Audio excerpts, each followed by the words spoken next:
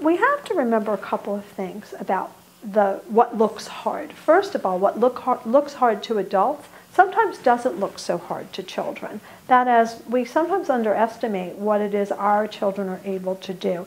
And it's really important for us to believe in our students and their abilities, because we know as teachers that when we believe in our children, they can meet the expectations that we're setting.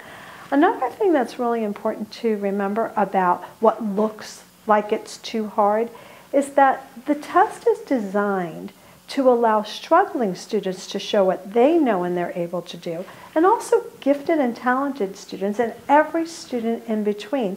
So there are some items that are going to be very difficult, if not impossible, for some of our struggling students, and really just right on the mark for our most talented students. And for years, assessments didn't allow our very top level students the same kind of challenge that we gave to some of our struggling students. And that's a problem. We really need to have all of our students be able to show what they know and they're able to do on this assessment.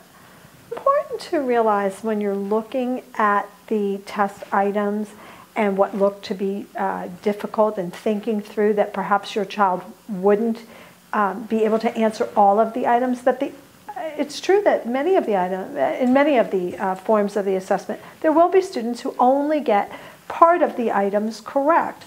One of the unique things about the PARCC assessments is that almost every item allows for partial credit. That's very different from our former state assessments, where most of the items were on-off items, right? No dimmer switch items.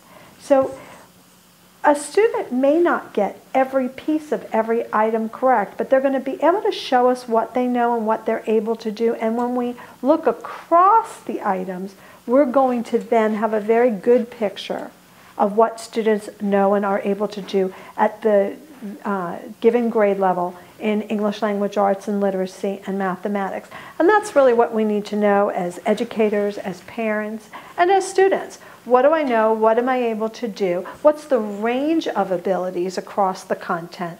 And then that's going to inform next steps in instruction for that child.